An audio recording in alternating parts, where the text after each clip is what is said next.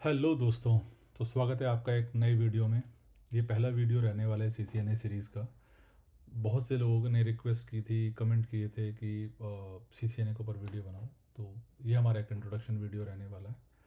Video start करने से पहले मैं अपना इंट्रोडक्शन दे देता हूँ। मेरा नाम सुनील है और मेरे को 10 साल से ज़्यादा का एक्सपीरियंस है आईटी इंडस्ट्री के अंदर। मैंने प्रोडक्शन नेटवर्क में design, deployment and operation sector में काम किया हुआ है एंड बहुत सी टीमों को लीड किया हुआ है। तो just a brief introduction of me. तो जैसे कि आपको पता है कि हमारा टॉपिक लर्न इन हिंदी इस चैनल पे है, तो ऑब्वियसली बात है कि हम हिंदी में ही बात करेंगे ताकि आप लोगों को अच्छे से समझ में आए। सीसीएनए एक बेसिक कोर्स है आपका नेटवर्क कैरियर की जर्नी को स्टार्ट करने के लिए। और इसके बाद में बहुत सारे कोर्सेज आते हैं, दैन CCNA, CCNP।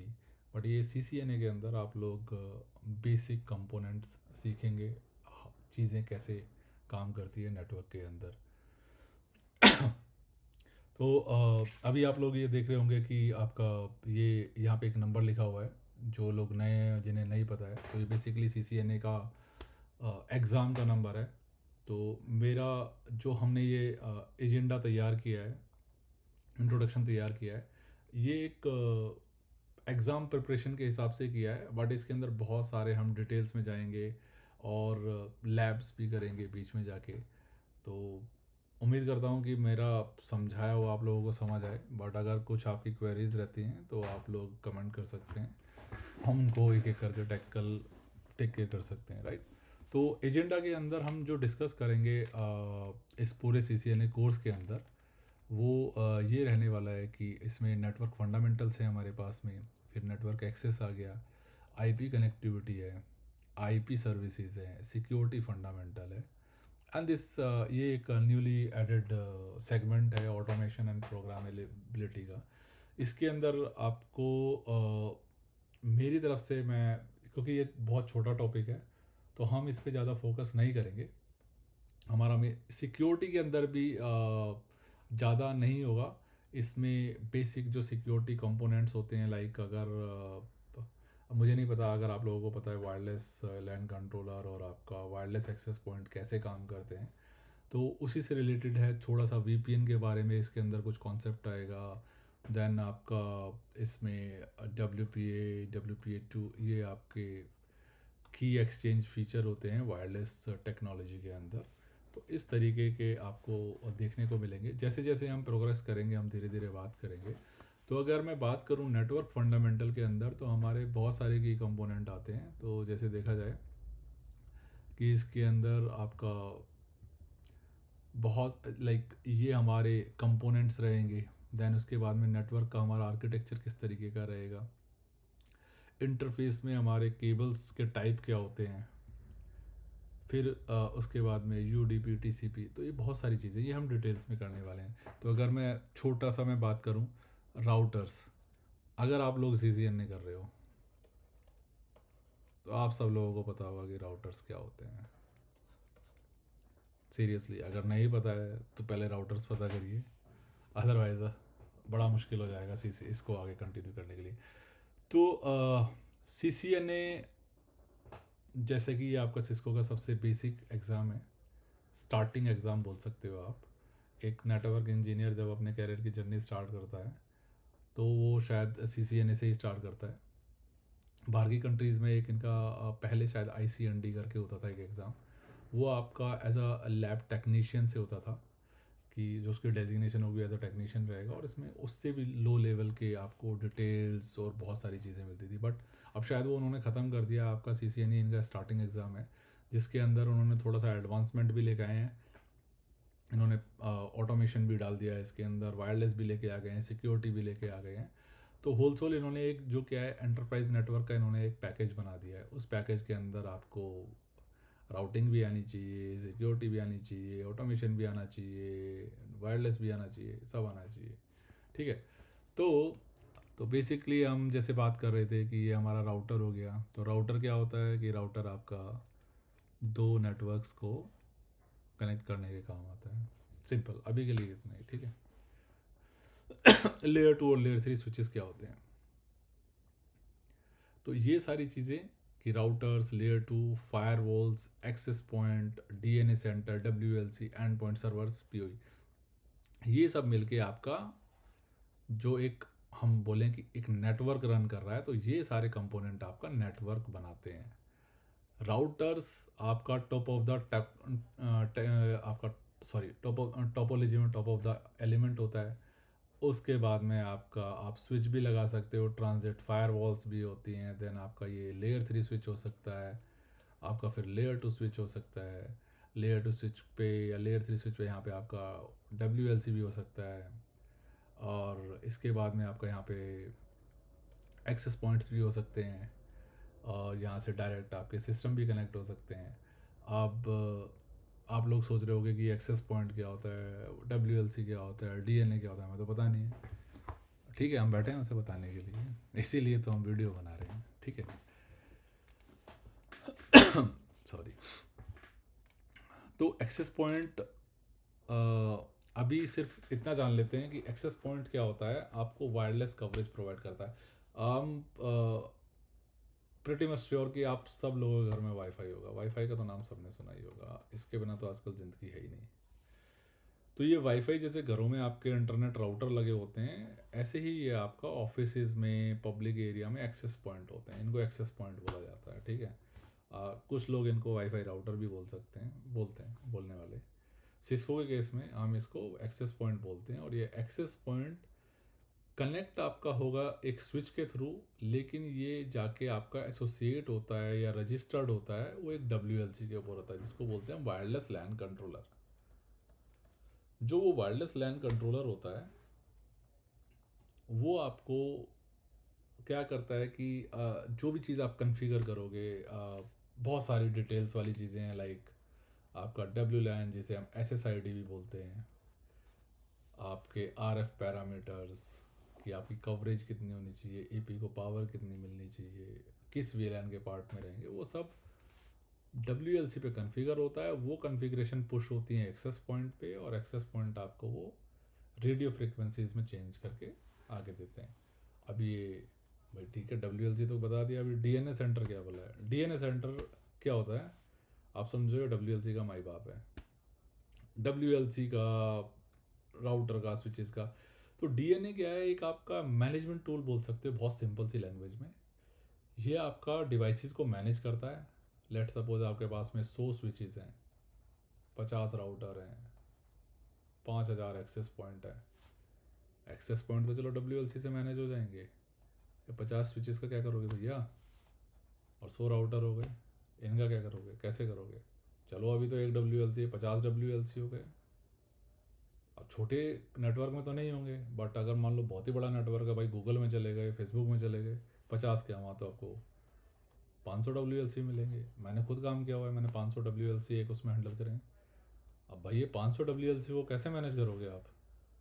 अब आप ये बताओ कि आपको 500 WLC पे कोई बोल दे कि भाई हमें एक iOS अपग्रेड करना है 500 WLC पे, आपके इंजीनियर है आपके पास 5, कंट्रोलर पे एक iOS अपग्रेड करने में कितना टाइम लगता है, कम से कम 45 मिनट। और अगर उसी पे 100 एक्सेस पॉइंट हो गए तो 100 एक्सेस पॉइंट इससे कोड डाउनलोड करेंगे, 3 से 4 घंटे डाउन टाइम। तो इन चीज़ों को मैनेज करने के लिए क्या होते हैं, आज ये सिस्को ने नया टूल इंट्रोड्यूस किया, DNAC, जिसको बोलते हैं सिस्को DNA सेंटर। इससे पहले सिस्को के पास आता था एक प्राइम, अगर आप लोगों को किसी को पता होगा, सिस्को प्राइम इंफ्रास्ट्रक्चर। प्राइम अभी भी है, बट वो अब लेगेसी होता जा रहा है, और वो रिप्लेस कर रहा है DNA सेंटर, इस प्राइम को रिप्लेस कर रहा है। तो इसके अंदर बहुत एडवांस फीचर हैं।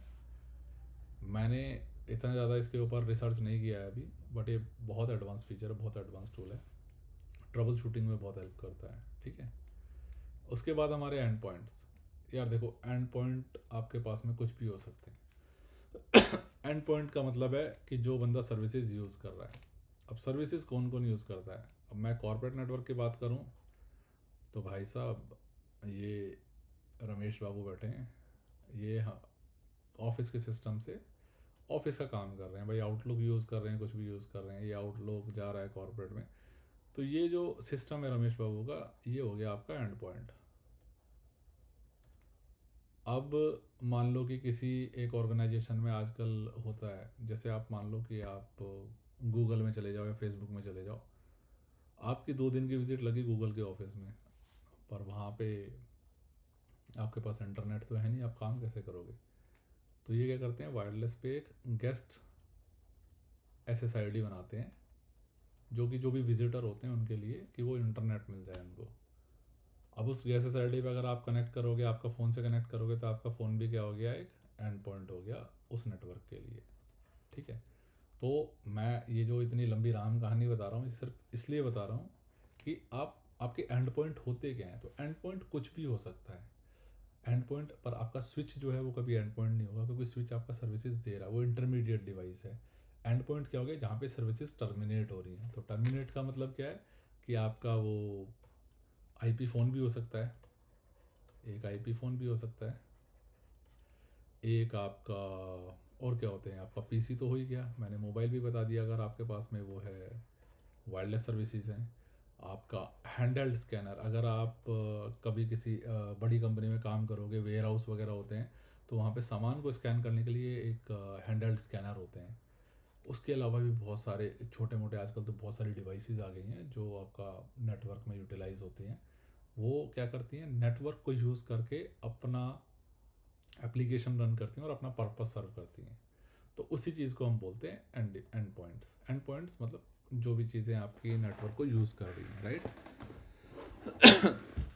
अब सर्वर्स, सर्वर्स आपके बहुत तरह के सर्वर होते हैं। DNS सर्वर है, DHCP सर्वर है, एप्लीकेशन सर्वर है। अब ये सर्वर क्या है, तो ये सर्वर आपका सर्विसेज प्रोवाइड करते हैं, कि आपको कोई स्पेसिफिक सर्विस चाहिए, वो चीज़ आपको ये प्रोवाइड करेंगे। इसके बाद में ये आ गया PoE। PoE का मतलब होता है पावर ऑन ईथरनेट। अब PoE का मतलब हो गया पावर ऑन ईथरनेट। अब आप लोग पूछोगे यार ये PoE क्या भला आ गई, हमने तो सुना नहीं है पहले। तो PoE का मतलब क्या होता है, पावर ऑन ईथरनेट। अब ईथरनेट केबल तो आप लोगों को पता होगा भाई, नेटवर्क में आए हो थोड़ा बहुत तो R&D करी होगी ना। ईथरनेट, चलो R&D भी नहीं करी, घर में आपने वाईफाई राउटर लगा हुआ है। वाईफाई राउटर पे आजकल तो खैर फाइबर आ गया, पहले एक केबल आती थी CAT5 और CAT6, तो जनरली इसको हम बोलते थे ईथरनेट केबल। ठीक है। तो इस ईथरनेट केबल पे पहले सिर्फ डेटा डेटा चलता था। तो अगर मैं अभी एक्सेस पॉइंट का एग्जांपल ले लेते हैं, देखो हर चीज़ को, जो भी तुम्हारा इलेक्ट्रॉनिक आइटम होता है उसको चलने के लिए क्या चाहिए होती है, पावर। बिना पावर के तो कोई भी नहीं चल सकता ना। हम भी बिना पावर के कहाँ चलते हैं, हमें भी खाना खाना होता है। ठीक है। तो इन्हें चाहिए होती है पावर। अब पावर देने के दो तरीके होते हैं, कि भाई मैंने तो ये एक्सेस पॉइंट जो होते हैं छत पे लगते हैं जनरली, जब आप आगे आगे पढ़ते जाओगे तो आपको पता चलेगा। हम छत पे इसको इंस्टॉल करते हैं। अब छत पे इंस्टॉल करेंगे, पावर देनी है मुझे, तो वहाँ पे मेरे को एक क्या करना पड़ेगा, एक पावर का सॉकेट लगाना पड़ेगा और इसको पावर देनी पड़ेगी। अब पावर तो मिल गई, ऑन तो हो गया। अब मेरे को इसमें डेटा कट्टा वो भी करना है, कि हाँ भाई मैं अगर कोई वायरलेस से इससे कनेक्ट हो रहा है तो कैसे कनेक्ट होगा, एक इसको कैसे पता चलेगा डेटा कहाँ भेजना है। तो एक हम ईथरनेट की केबल डालेंगे और वो डाल के लगा देंगे अपने किसी L3 स्विच में, L2 स्विच में। वहाँ से वो पहुँचेगा WLC के पास। WLC देखेगा कि हाँ ये तुम्हारा वायर्ड क्लाइंट के लिए है कि वायरलेस क्लाइंट के लिए है, फिर वो उसको आगे प्रोसेस करके भेज देगा। तो ये तो हो गया फंडा तुम्हारा, कि ईथरनेट केबल और पावर केबल तुमने अलग अलग लगाई। इस पावर केबल को क्या बोलते हैं, पावर एडेप्टर बोलते हैं। ये पुराने टाइम में चलता था, आजकल के टाइम में नहीं है। आजकल का इलाज क्या है, PoE। तो PoE का मतलब क्या होता है, कि जो हमारी ये केबल होती है ईथरनेट वाली केबल, इसी के अंदर जब हमारे 5-6 पेयर होते हैं केबल के ऐसे, तो इसी के अंदर 2-3 तार में हम पावर भी सप्लाई करते हैं। तो ये पावर सप्लाई करने से क्या होता है, कि ये तुम्हारा एक्सेस पॉइंट अप हो जाता है। अब भाई अब आप पूछोगे कि ये साला पावर तो बता दिया है, लेकिन पावर देंगे कहाँ से इसको, ईथरनेट की केबल थोड़ी डालेंगे प्लग के अंदर। तो जो ईथरनेट की केबल आती है ये आपकी जो स्विच से आ रही है ना, तो ये स्विच ही आपको इसको पावर प्रोवाइड करेगा। अब बोलोगे वाह जी वाह, स्विच कैसे पावर सप्लाई कर देगा? तो इसके लिए क्या होता है, जो स्विच होते हैं, दो तरह के स्विच आते हैं, एक स्टैंडर्ड जिनको बोलते हैं नॉन PoE स्विच, और एक होता है PoE स्विच। ठीक है। तो आजकल के इन्वायरमेंट में नॉन पी स्विच, अगर कोई बहुत ही पुराना नेटवर्क है तो उसमें आपको नॉन पी स्विच मिलेगा, अदरवाइज़ तो हर जगह पी स्विच ही चल रहे हैं। और जो पी स्विच लगेंगे तो उनको बोलते हैं कि आपका ये पी कैपेबल स्विच हैं। तो पी कैपेबल स्विच कैसे पता चलेगा? आप शो पावर इन लाइन की एक कमांड होती है, वो चलाओगे तो उससे पता चल जाएगा कि ये स्विच आपका पी है कि नॉन पी है। उसमें आपको पावर बजट दिखाएगा। तो एक छोटा सा ये आइडिया है कि हाँ भाई, ये हम कैसे कैसे करेंगे। जो हमारे नेटवर्क कंपोनेंट है, सॉरी, ठीक है, कि हमारे नेटवर्क कंपोनेंट के हमने ये सारे बताएं कि राउटर क्या होता है, लेयर 2 लेयर 3 स्विचेस होते हैं इसके अंदर, फायर वॉल्स भी आती हैं, एक्सेस पॉइंट भी, कंट्रोलर भी, एंड पॉइंट्स भी, सर्वर भी और पी अब हमने इतना तो कर लिया, ठीक है। अब इतना करने के बाद में करेक्टरिस्टिक्स क्या आती है, उसके बाद आता है नेटवर्क टोपोलॉजी क्या होती है। तो नेटवर्क टोपोलॉजी क्या, दो तीन तरह से हम बना सकते हैं इसको, कि हमारा 2 टियर है, एक 3 टियर टोपोलॉजी होती है, स्पाइनल लीफ, ये तुम्हारा एक आजकल नया बड़ा ट्रेंड चल रहा है डेटा सेंटर्स वगैरह में, D van, sorry D one E van, my mistake, ये यहाँ से अलग आ रहा था। वैन तो जैसे लैन होता है ना, लोकल एरिया नेटवर्क, ऐसे होता है वाइड एरिया नेटवर्क, कि कोई साइड, कोई दिल्ली में बैठा है, कोई तुम्हारा मुंबई में बैठा है, अब इनको कैसे करोगे कनेक्ट आपस में? यहाँ पे कोई सर्वर पड़ा है, ये कैसे पड़ा है? तो ये ओवर द वैन जाएंगे, क्योंकि इसके अंदर मल्टीपल राउटर सारे होंगे बीच में, ये एम के थ्रू भी जा सकता है। अब बोलोगे सर एम क्या होता है, वही बताएंगे आगे, बट अभी के लिए इतना काफ़ी है कि वैन जो होता है वाइड एरिया नेटवर्क होता है, जो दूर ज्योग्राफिक लोकेशन पे दूर दूर बैठे होते हैं, वो एक वैन के थ्रू वो करते हैं, ठीक है। Small office, home office, Soho. तो बेसिकली स्मॉल ऑफिस में बहुत सारे कॉन्सेप्ट होते हैं कि आपको सिर्फ एक इंटरनेट कनेक्टिविटी चाहिए होती है, और फिर हम उसको वीपीएन के थ्रू भी कनेक्ट करा सकते हैं बहुत तरीके से। एक हमारे एक्सेस पॉइंट भी होते हैं कुछ क्लाउड बेस, उसको भी करा सकते हैं, ठीक है। इस पर भी हम डिटेल में डिस्कस करेंगे। ऑन प्रोमाइसिस एंड क्लाउड, अब तक ये दो तरह का नया फंड आ गया। ऑन प्रोमाइसिस क्या है कि आप पूरा नेटवर्क अपना लगा लो, आपने राउटर भी लगा लिया है, आपने स्विच भी लगा लिया है, आपने फिर अपने कंट्रोलर भी लगा लिए, सर्वर भी लगा लिए, सब कुछ लगा लिया, ठीक है। ये सब लगा के आपने क्या कर दिया, हाँ भाई मैं खुश हो गया, मैंने बहुत सारा नेटवर्क बना दिया। ये होता है बहुत महंगा हिसाब किताब, कॉस्ट इफेक्टिव नहीं होता ये, ठीक है। आजकल नया सोल्यूशन आ गया, आजकल क्या बहुत पुराना चल गया, ये भी काफ़ी टाइम हो गया इसको, क्लाउड। अब भाई क्लाउड का मतलब क्या है कि आपका ये शेयर्ड रिसोर्सेज पे होता है, बट ये उन लोगों के लिए बहुत बेनिफिशियल होता है कि जो अभी नए नए इवॉल्व हो रहे हैं। उन्हें चाहिए कि यार मुझे ना थोड़ी सी सर्विसेज चाहिए, छोटा सा सेटअप चाहिए, ज़्यादा कुछ बड़ा नहीं है। पर यार अगर मान लो कि मैं 10 यूज़र के लिए लेना चाह रहा हूँ, और मैं एक राउटर एक स्विच और ये लेकर आऊँगा तो बहुत महंगा पड़ेगा। तो ये क्लाउड सर्विस ले सकते हैं, तो जितना आपका रिसोर्सेज आप यूटिलाइज़ करोगे उस हिसाब से आप उनको पे कर सकते हो। तो बहुत ही ये फ्लेक्सिबल होता है, और मतलब जिनका बिजनेस थोड़ा सा, कह लो कि जिनका सेटअप थोड़ा छोटा होता है उनके लिए बेस्ट होता है। बड़े सेटअप वाले भी यूज़ करते हैं। क्लाउड का फंडा बेसिकली सिंपल सा होता है कि आपको साइट से लेके आपको क्लाउड तक के लिए एक इंटरनेट कनेक्टिविटी चाहिए, आपकी सारी चीज़ें एक सिक्योर टनल में पुश होंगी, वो क्लाउड पे जाएंगी, ठीक है। ये छोटा सा फंक्शन है। अब इसके बाद तुम्हारे केबलिंग हो गई, इंटरफेसेस क्या होते हैं, single mode fibre, multi mode fibre, copper. तो नेटवर्किंग की बात कर रहे हैं तो कॉपर और फाइबर, ये दो टर्म आपको बहुत सुनने को मिलेंगे। दो तरह की केबल यूज़ होती है, एक फाइबर होती है, फाइबर के अंदर लाइट ट्रेवल करती है, कॉपर के अंदर हमारी कॉपर वाली तार होती है, ठीक है। तो ये ज़्यादा हाई स्पीड की होती है। सिंगल मोड फाइबर होता है, लॉन्ग डिस्टेंस के लिए यूज़ करते हैं, मल्टी मोड को हम शॉर्ट डिस्टेंस के लिए यूज़ करते हैं। और कॉपर तो हमारा जेनरिक, आपने देखी कोई ईथरनेट जो RJ45 कनेक्टर लगा होता है, उसमें कैट 5 कैट 6 केबल होती हैं। Connections, Ethernet, share media and point two point. Ethernet, share media और पॉइंट टू पॉइंट में वही आपका ब्रॉडकास्ट वाला डोमेन आ जाता है, पॉइंट टू पॉइंट में आपका पॉइंट टू पॉइंट सेग्रीगेट करा। ये सारी चीज़ें हम डिटेल में आगे पढ़ेंगे इसमें। ओके, देखो नेटवर्क फंडामेंटल देखो कितना बड़ा है, इसके अंदर इतनी सारी चीज़ें हैं। अभी जैसे मैं बात कर रहा था आपकी इंटरफेस और केबल इशू को हम इसमें आइडेंटिफाई करेंगे। जैसे कोलिजन डोमेन होता है एक, ब्रॉडकास्ट डोमेन होता है, एरर्स, मिसमैच, डुप्लेक्स, स्पीड, ये सब इंटरफेस से रिलेटेड होती है। ये सब हम डिटेल में पढ़ेंगे। हम इसके लैब जब करेंगे तो लैब में हम सिनेरियोज बना के देखेंगे इसमें टीसीपी और यूडीपी बहुत अच्छा टॉपिक है। ये आपका बेसिक बिल्डिंग ब्लॉक है किसी भी उसका। कम्युनिकेशन आपका जैसे जब भी दो डिवाइस के बीच में कोई कम्युनिकेशन सेटअप होता है तो या तो वो तुम्हारा टीसीपी बेस्ड होगा या तुम्हारा यूडीपी बेस्ड होगा। टीसीपी तुम्हारा एक इसको एक टेक्निकल टर्म होती है जिसको बोलते हैं हम कनेक्शन ओरिएंटेड कनेक्शन ओरिएंटेड, और ये होती है कनेक्शन लेस। कनेक्शन ओरिएंटेड में आपका क्या होता है कि आपने एक पैकेट भेजा तो आपको उस पैकेट के लिए एक्नॉलेजमेंट मिलेगा। तो मतलब कि एक बंदा यहाँ से पैकेट भेज रहा है तो वो जब तक दूसरा पैकेट नहीं भेजेगा जब तक पुराने वाले का उसको रिप्लाई ना मिल जाए।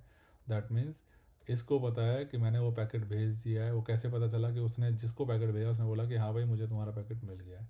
इसको हम बहुत अच्छे एग्जांपल से करेंगे जब इसका टॉपिक आएगा। तो अभी के लिए बस ये यूडीपी वाले में क्या होता है कनेक्शन लेस के अंदर कि भैया मैं यहाँ पे बैठा हूँ, मैंने ये पैकेट भेजा है इसको, मैंने दूसरा ही भेज दिया, तीसरा ही भेज दिया। इसको पता चला कि ये दो स्टार्टिंग के दो मिले नहीं, मैंने फिर चौथा ही भेज दिया। जब ये मुझे वापस में कुछ पलट के नहीं बताएगा कि मुझे ये मिला है कि नहीं मिला है। तो जब इस ये मुझे बताएगा नहीं तो मैं तो फिर वो जो इसने भेजे वो दोबारा भेजूंगा नहीं इसको, तो मैं आगे आगे भेजता जाऊँगा नए नए पैकेट। तो इसको बोलते हैं कनेक्शन लेस। तो ये इसका बहुत अच्छा एग्जांपल है। जब आप फ़ोन पे किसी से बात करते हो तो ऑडियो सिग्नल जो जाता है वो ये आपका यूडीपी बेस्ड ट्रांसमिशन होता है। तो जैसे आप किसी से बात कर रहे हो तो लेट कभी आपका सिग्नल कभी ख़राब हुआ तो उसके अंदर क्या होता है कि आवाज़ कट के आती है। अब अगर ये तुम्हारा मान लो अब इसको हम टीसीपी से भेजेंगे तो पता चल रहा है कि मैंने भेजा, मैंने बोला हाउ आर यू। अब आर मेरा नहीं पहुंचा वहाँ पे और मैं टीसीपी से भेज रहा हूँ। आर पहुंचा मेरा, हाउ मेरा पहुंच गया, यू मेरा पहुंच गया, उसके बाद आर पहुंच रहा है। तो मैं तो बोल रहा हूँ हाउ आर यू, तुम्हें सुनाई देगा हाउ यू आर। आया थोड़ा सा कॉन्सेप्ट? जब हम करेंगे इसको तो और अच्छे से आएगा। ठीक है, बहुत अच्छा इंटरेस्टिंग। IPv4 एड्रेसिंग सबनेटिंग, ये बहुत अच्छा टॉपिक है। इसमें तुम्हें पता चलेगा सबनेट्स क्या होते हैं, नेटवर्क क्या होते हैं, बड़े सबनेट को छोटे सबनेट में तोड़ना। और IPv4 जब दो डिवाइस कम्युनिकेट करती हैं तो कैसे करती हैं। बेसिकली तुम किसी को चिट्ठी भेजते हो, तुम उसका एड्रेस डालते हो, तो यही तुम्हारा क्या होता है इंटरनेट के टर्म में या तुम्हारा नेटवर्क के टर्म में आईपीज जो होती हैं वो तुम्हारा एड्रेस होती हैं। तो IPv4 हो गया, V4 और V6 भी चल गया है तुम्हारा IPv6। ठीक है, तो प्राइवेट IP एड्रेसिंग, दो तरह के एड्रेस होते हैं, प्राइवेट एंड पब्लिक। अगर मैं गूगल की बात करूं तो गूगल यूज़ करता है पब्लिक IP एड्रेस। प्राइवेट की बात करूं, तुम अपने घर में बैठे हो, अपने अगर किसी वाईफाई से कनेक्टेड हो या फ़ोन किसी से कनेक्टेड है तो तुम्हारे पास जो IP होगा इस टाइम पे वो होगा प्राइवेट IP एड्रेस तुम्हारी मशीन पे। इसको डिटेल में करेंगे जब इसका टॉपिक आएगा। फिर ये वैसे IPv6 IPv6 के केसेस में इन्होंने क्या है यूनिकास्ट, एनीकास्ट, मल्टीकास्ट, ये भी हम डिटेल में पढ़ेंगे। यूनिकास्ट क्या होता है, जब हम किसी एक बंदे को कोई एक बंदा दूसरे बंदे को डायरेक्ट एक मैसेज कर रहा है, यूनिकास्ट हो रहा है, मैं इधर खड़ा हूँ, मुझे इससे कोई मतलब नहीं है, उसे मेरे से कोई मतलब नहीं है। ठीक है, एनीकास्ट किसी को भी भेज सकता है, कोई रैंडम फिगर नहीं है। मेरे पास 5 बंदे खड़े हुए हैं, पाँचों में से किसी को भी भेज दिया मैंने, Anycast, anyone. Multicast group of people, 5 बंदे हैं, 2 कोई भेज रहा है, 5 बंदे हैं, 4 कोई भेज रहा है। मॉडिफाइड EUI64, ये भी जब हम करेंगे तो उसमें देखेंगे डिटेल में। Verify IP parameters for client OS, client के लिए IP पैरामीटर्स क्या होने चाहिए, विंडोज़ है, मैक है, लिनक्स है, तो IP पैरामीटर्स को कैसे वेरीफाई करेंगे, ये जब हम लैब करेंगे तो उसके अंदर देखेंगे। Wireless principle, interesting one. अब अगर आप लोगों को वायरलेस की लाइन में आगे जाना है तो इसको डिटेल में समझना, नहीं जाना है तो ओके ओके करके तो अपना एग्ज़ाम में करके आगे कर लेना। बट इसके अंदर फ्यूचर बहुत अच्छा है। नॉन ओवरलैपिंग वाईफाई चैनल्स, तो ये तो मैं यहाँ पे अब तुम्हें ब्रीफ भी करूँगा तो समझ नहीं आएगा। तो वाईफाई जो चीज़ होती है चैनल पे चलती है, 2 चैनल होते हैं 2.4 5 गीगाहर्ट्ज़, ये 2 मेरे बैंड होते हैं। इनके अंदर मेरे 3 2.4 के अंदर मेरे 3 नॉन ओवरलैपिंग चैनल होते हैं और 5 गीगाहर्ट्ज़ के अंदर मेरे 12 जो यूएनआई में मेरे 3 बैंड होते हैं, Uni 1, Uni 2, Uni 3, Uni 3 extended. तो हर उसमें मुझे 12 नॉन ओवरलैपिंग चैनल मिलते हैं। ठीक है। SSID क्या होता है? SSID एक जस्ट जो ज़्यादा फैंसी नहीं बट एक नेटवर्क का नाम होता है जिस पर तुम कनेक्ट करते हो। दैट्स इट, अभी के लिए इतना ही। RF radio frequency. एनक्रिप्शन क्या होता है कि आपका जब आप वायरलेस पे कनेक्ट कर रहे हो कि बहुत ही अनसिक्योर मीडियम होता है, आपका ओवर द एयर इसमें ट्रांसमिशन होता है, तो उस केस में आपका ये एनक्रिप्शन होता है। ठीक है। अब ये जब एनक्रिप्शन होगा तो एनक्रिप्शन का मतलब है कि जो भी आप डेटा भेज रहे हो वो आपका एनक्रिप्ट हो रहा है, दैट मीन्स वो सिक्योर रहे। तो उसमें मल्टीपल तरह के एनक्रिप्शन होते हैं जो हम करते हैं। ठीक है। तो ये भी हम आगे डिटेल में करेंगे। देन इसके बाद आपका virtualisation, fundamental server virtualisation, containers, VRFs क्या होते हैं जो हमारी वर्चुअल राउटिंग फॉरवर्डिंग इंस्टेंट होते हैं। उसके बाद में स्विचिंग कॉन्सेप्ट में मैक लर्निंग और एजिंग कैसे होती है, फ्रेम स्विचिंग कैसे होती है, फ्रेम फ्लडिंग कैसे होती है, मैक एड्रेस टेबल कैसे बनता है, इस तरीके से हम करेंगे। अब ये अगला आ गया है आपका नेटवर्क एक्सेस। तो नेटवर्क एक्सेस के अंदर हम क्या करने वाले हैं, वीलैन्स हमारे क्या हो गए हैं। ठीक है। वीलैन कहाँ कहाँ पे हमारी जाती है, एक्सेस पोर्ट क्या होती है, default VLAN, inter VLAN connectivity. Then उसके बाद में इंटर स्विच कनेक्टिविटी में हमारा ट्रंक पोर्ट्स क्या होते हैं, .1 की unity VLAN. Layer two discovery protocol में हमारा CDP हो गई, LLDP हमारा ये होती है ओपन स्टैंडर्ड होती है, राइट। ये हमारा होती है ओपन स्टैंडर्ड। और CDP हमारा सिस्को प्रोप्राइटरी। और layer two layer 3 ether channel, LACP। ठीक है। ये भी ओपन स्टैंडर्ड है। PAGP इसका नॉर्मल है। ठीक है। एक हमारा स्टैटिक भी होता है।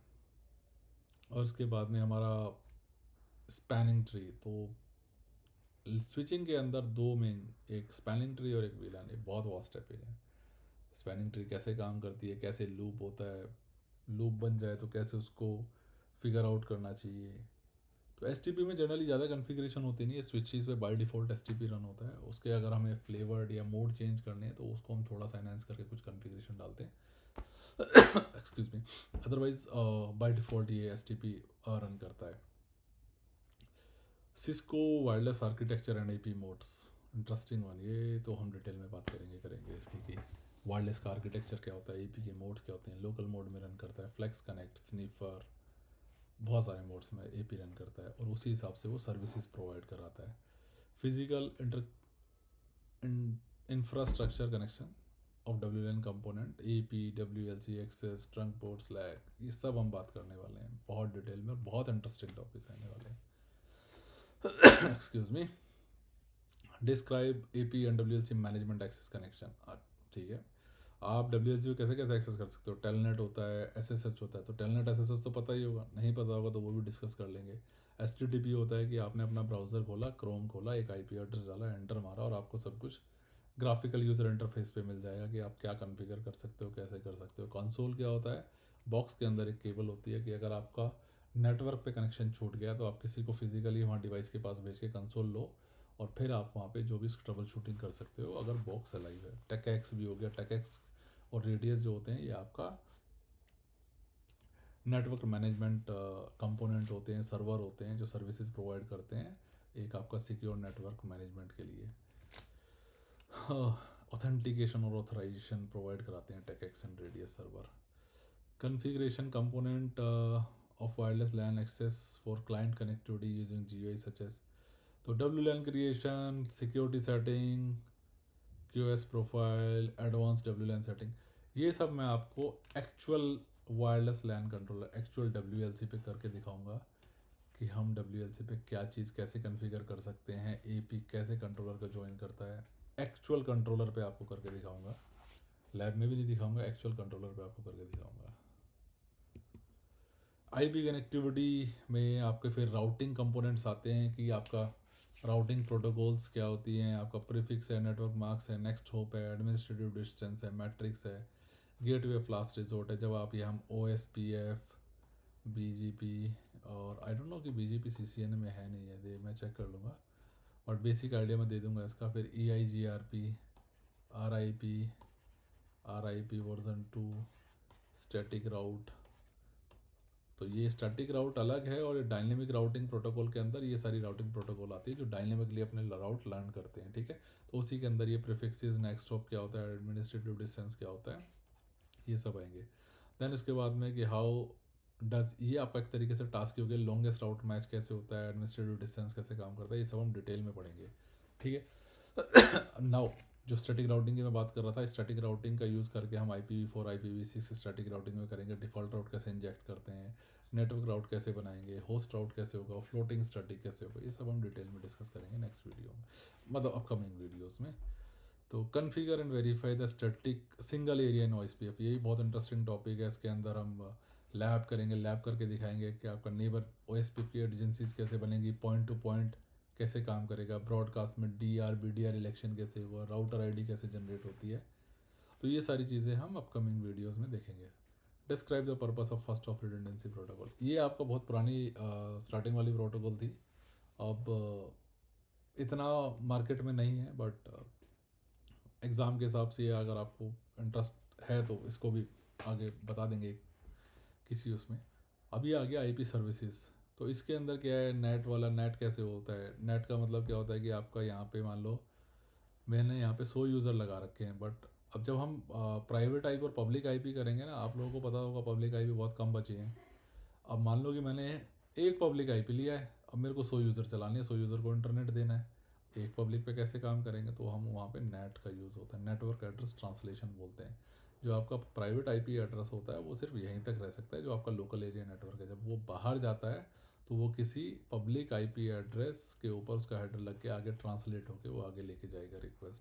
तो नेट में आपका नेट होता है, एक पैट होता है जिसको हम पोर्ट एड्रेस ट्रांसलेशन और नेट ओवरलोड बोलते हैं। तो ये भी हम डिटेल में करेंगे। DSCP DNS ये भी हम आगे करेंगे, बहुत इंटरेस्टिंग चीज़ है। SNMP ये आपका नेटवर्क मैनेजमेंट के लिए टूल यूज़ होता है, ये पोलिंग बेस पे काम करता है। SNMP एक प्रोटोकॉल होती है, तो ये करती है कि आपका, जैसे मैंने प्राइम की बात करी थी या DNAC की बात करी थी, ये लोग क्या करते हैं, SNMP पोलर चलाते हैं, फेंकते हैं, 5-5 मिनट का मैंने फ्रीक्वेंसी लगा दी है, सब डिवाइस को बोलेंगे कि हाँ भाई अपने बारे में बताओ, अपने बारे में बताओ, अपने बारे में बताओ, क्या चेंजेस हुए हैं, क्या हुआ, तो वो सब नेटवर्क डिवाइस उसको रिपोर्ट करते हैं वापस, और ये फिर डेटा गैदर करके आपको दिखाता है, ठीक है। सिसलॉग में क्या होता है कि सिसलॉग आपका क्या होता है, आप कुछ भी कर रहे हो किसी भी नेटवर्क डिवाइस पे, तो वो सारा लॉग इकट्ठा होगा उस डिवाइस, और वो डिवाइस भेज देगा जो भी सिसलॉग उस पर कन्फिगर होगा। तो ये होता है कि लेट सपोज कि भाई तुम काम कर रहे थे, कि हाँ भाई रमेश काम कर रहा था, रमेश ने क्या करा कि प्रोडक्शन में एक चेंज आया, उसने एक डिफ़ॉल्ट राउट डालना था, वो डिफ़ॉल्ट राउट डाल दिया गलत, और वो साइट हो गई डाउन। अब भाई पता कैसे चलेगा कि रमेश ने करा है, या क्या कमांड चलाई है, किसने कैसे, कोई कैसे ट्रबल शूट करेगा, तो वो सिसलॉग सर्वर देखेंगे। तो सिसलॉग सर्वर पे देखेंगे, ओहो ये तो ये वाली कमांड चली थी, चलाई किसने थी, तो रमेश का कोई टैक्स ID होगा, टैक्स ID से रमेश पकड़ा जाएगा। फिर अगर उसने लोकल क्रेडेंशियल यूज़ करें फिर रमेश नहीं पकड़ा जाएगा, बट ये पता चल जाएगा कि हाँ भाई सिसलॉग पे उसने क्या कमांड चलाई थी जिससे ये गलती हुई, ठीक है। DSCP क्लाइंट और क्लाइंट रिले, DSCP को एड्रेस क्या, मतलब DSCP से आप एड्रेस कैसे ले सकते हो, हेल्पर एड्रेस कैसे डाल सकते हो, ये सब आगे सीखेंगे। Explain the forwarding per hop QS such as classification marking. Okay, QS, QS क्या होता है भाई, QS होता है आपका क्वालिटी ऑफ सर्विस। बहुत इंटरेस्टिंग टॉपिक है क्वालिटी ऑफ सर्विस में। अभी छोटा सा सिंपल ये है कि आपका किसी सर्विस को, किसी नेटवर्क, किसी पैकेट को प्रायोरिटाइज करने के लिए उसमें हम QS मार्क करते हैं, मार्किंग करेंगे, पॉलिसिंग करेंगे, क्यूइंग करेंगे, तो उसमें ये QS पिक्चर में आती है। इसको भी आगे डिटेल में पढ़ेंगे, ठीक है। ये तुम्हारा कोई ऐसा फीचर नहीं है कि इससे तुम्हारा कोई नेटवर्क डाउन होगा या कुछ होगा, बट ये आपकी सर्विसेज को बहुत इंप्रूव करता है कि कहीं पे बैंडविड्थ कंजेशन हो रहा है, कुछ हो रहा है, तो उससे हम इसको इंप्रूव कर सकते हैं। कहीं स्लोनेस आ रही है, इससे हम इंप्रूव कर सकते हैं। Configure network device for remote access SSH, ठीक है, ये भी हम कर सकते हैं, बिल्कुल करेंगे, ये लैब में देखेंगे। TFTP और FTP से कि ठीक है भाई राउटर है, अब राउटर से मुझे कोई इसके अंदर फाइल डालनी है, तो आजकल तो USB भी चल गई, सब कुछ चल गई है भाई। नहीं है मेरे पास USB, मैं बैठा हूँ यहाँ पे लंदन में, आप बैठे हो इंडिया में, अब मुझे इंडिया में अगर कुछ करना है तो मैं FT वहाँ से फ़्लाइट पकड़ के आऊँगा, करने के लिए बहुत सारी चीज़ें हैं। तो इसके लिए हम क्या करते हैं, TFTP और FTP सर्वर होते हैं, रिपोजिटरी होती है, हम यहाँ पे फाइल डालेंगे और रिमोटली बोल देंगे राउटर से कि हाँ भाई तू यहाँ से फैच कर ले data. Security fundamental, nothing fancy, बस छोटी मोटी चीज़ें like threat, vulnerability, exploits, mitigation techniques, कि यार तुम्हारा कोई जो नेटवर्क तुमने कॉन्फ़िगर किया है उसके अंदर कोई तुम्हारे लूप होल्स तो नहीं है, कोई एक्सप्लॉइट तो नहीं कर सकता, वर्नेबिलिटी तो नहीं है, कोई अटैकर अटैक तो नहीं कर सकता है, तो उस तरीके से, राइट। तो तुम्हारा ट्रेनिंग, फिजिकल एक्सेस कंट्रोल, कि तुम्हारा उस पर आप एक्सेस कंट्रोल तुम्हारा किस तरीके से लगा हुआ है, ठीक है। डिवाइस को तुम्हारा लोकल पासवर्ड लगाओ, पासवर्ड वगैरह कैसे, बहुत बेसिक लेवल का सिक्योरिटी फंडामेंटल्स हैं ये, ठीक है। बायोमेट्रिक, ये देखो ना, password alternative, multi factor authentication certificates, biometrics, ये इस तरीके के ये डिस्कस करेंगे जब सिक्योरिटी वाली चीज़ें आएंगी ना। और ये इतना ऐसा कुछ नहीं है।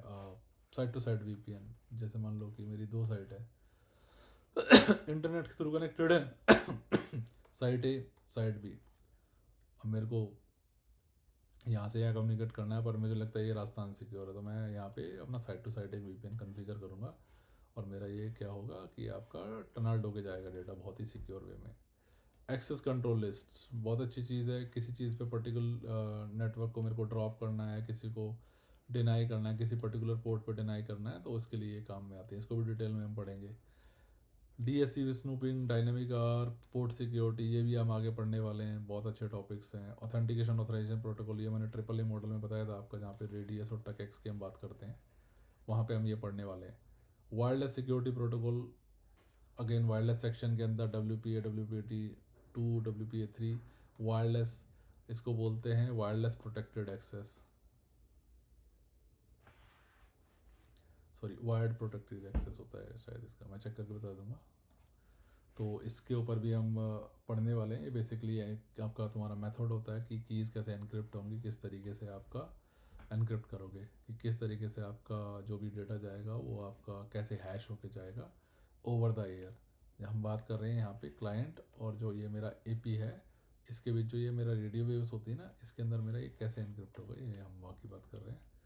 WLAN को हम PS के यूसिक GUI के थ्रू हम कैसे करेंगे कन्फिगर, ये बिल्कुल लैब करके दिखाएंगे हम आपको। ऑटोमेशन एंड प्रोग्रामेबिलिटी, ये एक छोटा सा सेक्शन ऐसा है जिसके अंदर मेरे को इतनी अंडरस्टैंडिंग नहीं है, तो बेटर ये है कि बहुत छोटा सा टॉपिक है, मतलब ये 5% का भी नहीं होगा हार्डली। आपको अगर रियली करना है तो आप एक बार गूगल पे कुछ और ढूंढ सकते हैं video, but seriously I am not the guy कि मैं आपको ये चीज़ें बताऊँ, और मेरे को इस उस एरिया में मेरी मतलब इतनी एक्सपर्टीज़ नहीं है, तो इसको हम छोड़ देंगे, ठीक है। Okay, I guess thank you हो गया। तो अगर आपके कोई क्वेश्चंस हैं, कुछ क्वेरीज़ हैं, आप कमेंट बॉक्स में मैसेज करो, उनका रिप्लाई करेंगे, देखेंगे। तो अभी ये सिर्फ एक शॉर्ट इंट्रोडक्शन वीडियो था, आगे जैसे जैसे हमने ये एजेंडा के ऊपर बात करी है, उस एजेंडा के हिसाब से हम टॉपिक वाइज वीडियो बना के डालेंगे। रेस्पॉन्स अवेटेड रहेगा कि वीडियो अच्छी लगी है, वीडियो ख़राब लगी है, so please do like, subscribe, thank you so much, wait for next video, have a good day.